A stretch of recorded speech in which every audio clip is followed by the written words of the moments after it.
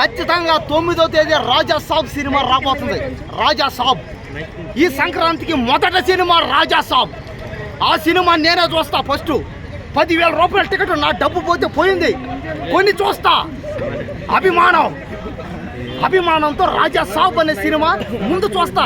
సంక్రాంతి ఇంకో 4 రోజుల్లో 5 రోజుల్లో ముందే తీసుకొస్తున్నాడు ప్రభాస్ అన్న సినిమా థియేటర్లోకి. సంక్రాంతి పండుగ 12వ తేదీ, 14వ తేదీ, 15వ తేదీ సంక్రాంతి. కానీ 9వ తేదీ సంక్రాంతి వస్తుంది. ప్రీమియర్ షో పోతా, 10,000 రూపాయలు నా డబ్బు పెట్టుకోకుండా పోతా. కాబట్టి ఖచ్చితంగా నేను రాజా సాబ్ అనే సినిమా పోతా, ఖచ్చితంగా చూస్తా.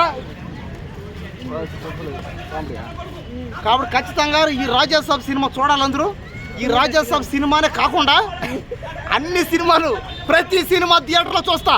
మనశంకర్ వరప్రసాద్ చిరంజీవి గారిది 70 సంవత్సరాలు పైబడ్డా కూడా అతను హీరోగా చేస్తున్నాడు. కాబట్టి ఖచ్చితంగా ఆయన పడే కష్టాన్ని పాపం డబ్బులు రావాలి. కాబట్టి మనశంకర్ వరప్రసాద్ అనే సినిమా కూడా 10,000 కోట్లు రావాలి. అదే ఇప్పుడు Manashankar Varaprasad cinema, Chiranjeevi cinema trailer చూసి అందరూ ఇలా చేస్తారు కాబట్టి, ట్రోలింగ్ చేస్తారు కాబట్టి, ట్రోలింగ్ కూడా మంచిగా, ట్రోలింగ్ కూడా పబ్లిసిటీ కోసమే. ఆ వెనక కూడా చూడు, అదంతా పబ్లిసిటీ కోసం చచ్చిపోతారు, చంపుతారు, సిగ్గు శరం లజ్జ వదిలేస్తారు.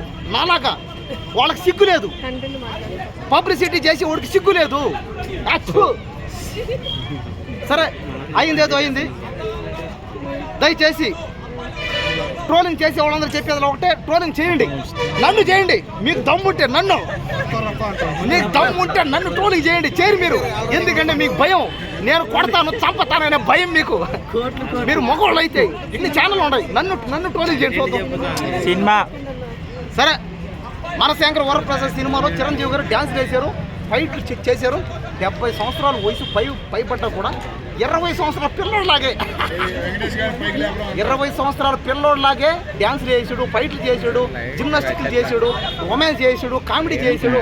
ఓరే నాయన, చిరంజీవి చెయ్యింది ఏముందరా స్వామి ఆ రోజుల్లో. కాబట్టి 50 సంవత్సరాలుగా ఆయన స్టార్ హీరోగానే కొనసాగుతున్నాడు. కాబట్టి ఆ సినిమా కూడా బాగా ఆడాలి, రాజా సాబ్ కూడా బాగా ఆడాలి. అదే సినిమా, ఇంకా అదే సినిమాది 14వ తేదీ 15వ తేదీ వస్తుంది, భక్త మహాశివులకు విజ్ఞప్తి. ఆ సినిమా కూడా బాగా ఆడాల. ఇట్లు లేవు, రవితేజ గారికి ఏ సినిమా బాగా ఆడాల, ధమాకా సినిమా తప్ప వేరే సినిమా ఏం ఆడలే. ఇంకా మీ బాధలు నాకు అర్థమయ్యాయి. కానీ ఇప్పుడు ఆ సినిమా హిట్ అవ్వాలంటే అంతా ఆయన చేతిలోనే ఉంది, బాగా తీయాల్సిందే, వేరే ఆప్షన్ ఇంకా లేదు. అంతేగాని ఆ సినిమాలో నన్ను పెట్టి హీరోగా చేయరు కదా. కాబట్టి రవితేజ సినిమా అయినా, చిరంజీవి సినిమా అయినా, ప్రభాస్ సినిమా అయినా, శర్వానంద్ సినిమా అయినా, మహేష్ బాబు అయినా, ఎన్టీఆర్ అయినా, ఎవరైనా సరే సినిమాలు బాగా ఆడాలంటే సినిమాలు బాగా చేయాలి. పైగా సంక్రాంతికి ఎటపడితే అట్ట సినిమా చేసి థియేటర్లో వదిలితే ఆ సినిమాకి డబ్బులు వస్తాయని అనుకుంటే మీ భ్రమది. సంక్రాంతికి బాగుంటే తప్ప బాగా లేకపోతే ఆ సినిమా డబ్బులు రావు.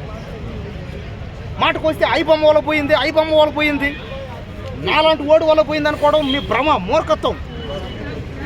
దయచేసి సినిమాలు బాగా తీయండి, అది తప్ప మీకు వేరే ఆప్షన్ అయితే లేదు, ఇంకా లేదంతే. అనగనగా ఒక రోజు, అదేనా రాజా.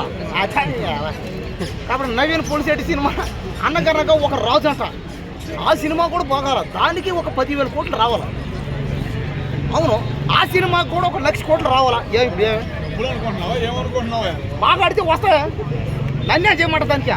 లేదా నువ్వు నన్ను పెట్టి ఆ సినిమాలు తీ, హీరోగా తీ, నన్ను పెట్టి ఒక 50 కోట్లు 100 కోట్లు నన్ను సినిమా హీరోగా తీ చేసి చూపిస్తా. అందరికీ